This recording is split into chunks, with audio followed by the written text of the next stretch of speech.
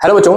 तो कैपेसिटेंस के टॉपिक में मोस्ट ऑफ द केसेस में बच्चों को प्रॉब्लम आती है ये समझने में कि कैपेसिटेंस जो है वो कैसे चार्ज होगा और किसी भी कैपेसिटर की जो कैपेसिटेंस है उसको हम कैसे इंक्रीज या डिक्रीज कर सकते हैं। और अगर उस कैपेसिटेंस के अक्रॉस मैं एक इलेक्ट्रिक बल्ब या फिर एक एलईडी लगाता हूं तो उसकी इंटेंसिटी के ऊपर कैसे इफेक्ट होगा। तो ये आज सारा हम एक स्टिमुलेशन के थ्रू समझेंगे। तो बच्चों अपने पास ये एक बैटरी है, तो इस बैटरी का जो पोटेंशियल है वो मैंने कितना यहाँ पे अप्लाई कर दिया, दैट इज 1.5 वोल्ट। तो 1.5 वोल्ट पोटेंशियल से जब हम इस कैपेसिटेंस को चार्ज करेंगे तो अब आप दिख रहे हैं यहाँ पे कि कैपेसिटेंस इसका जो है वो 30 अभी फिलहाल, this is the separation between the plate of capacitor and this is the area of capacitance capacitor, right. तो अभी इस टाइम जो कैपेसिटेंस है वो कितना है 0.3 पिकोफैरेड और यहाँ पे जो चार्ज है वो कितना स्टोर हुआ है इसके ऊपर 0.44 पिको कूलम एंड जो इलेक्ट्रिकल एनर्जी इसके ऊपर स्टोर है दैट इज 0.33 पिको जाउल।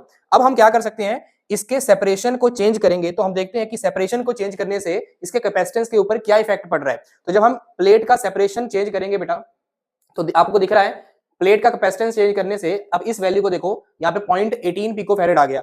जब हम इसका सेपरेशन डिक्रीज करेंगे तो कैपेसिटेंस बढ़ रहा है और सेपरेशन जब इंक्रीज करेंगे तो कैपेसिटेंस घट रहा है, जबकि एरिया ऑफ प्लेट यहाँ पे क्या है कांस्टेंट है। इसी तरह अगर हम एरिया को चेंज करते हैं बेटा, अगर एरिया को कम करेंगे तो कैपेसिटेंस कम हो गया, एरिया को अगर बढ़ा देंगे तो कैपेसिटेंस बढ़ जाएगा। तो अभी फिलहाल हम क्या कर रहे हैं, इसका मैक्सिमम कैपेसिटेंस कैसे लेके आएंगे। अगर मैं आपको बोलूं कि इस कैपेसिटर का हमने कैपेसिटेंस मैक्सिमम करना है तो मैक्सिमम कैसे करेंगे, इसके सेपरेशन को बिल्कुल कम कर देंगे और इसके एरिया को बिल्कुल मैक्सिमम कर देंगे। तो this is the maximum capacitance of the capacitor.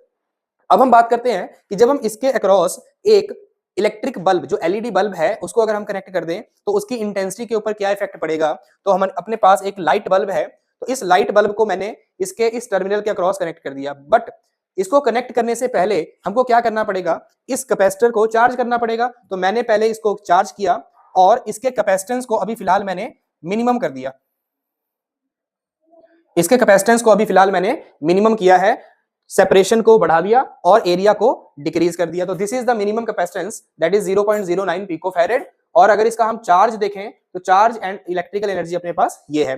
और what is the direction of electric field, तो इलेक्ट्रिक फील्ड की डायरेक्शन बच्चों क्या है, फ्रॉम पॉजिटिव टू नेगेटिव। अब इस कंडीशन पे देखो ये कैपेसिटर फुली चार्ज हो चुका है। अब हम क्या करेंगे, इस इलेक्ट्रिक बल्ब को इस कैपेसिटर के अक्रॉस कनेक्ट करेंगे, लेकिन उससे पहले इस बैटरी से इसको डिस्कनेक्ट करना पड़ेगा। तो अब मैंने इसको बैटरी को डिस्कनेक्ट कर दिया और इस इलेक्ट्रिक बल्ब को इसके साथ कनेक्ट करेंगे। तो जब मैंने इलेक्ट्रिक बल्ब को कनेक्ट किया तो आपको दिखा कि पहले ये बहुत ही हाई इंटेंसिटी के साथ ग्लो किया, उसके बाद धीरे धीरे उसकी इंटेंसिटी डिक्रीज हो गई। आइए एक बार फिर से समझते हैं।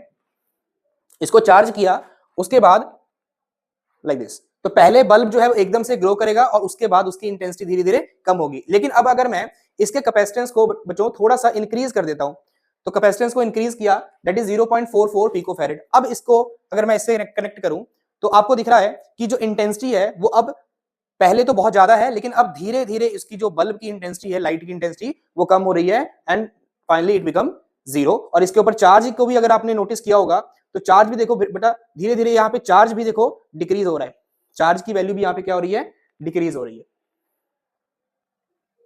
ओके, सिमिलरली अगर मैं इसके कैपेसिटेंस को और ज्यादा इंक्रीज कर देता हूं, कैपेसिटेंस को और ज्यादा इंक्रीज कर दूंगा तो क्या होगा, सी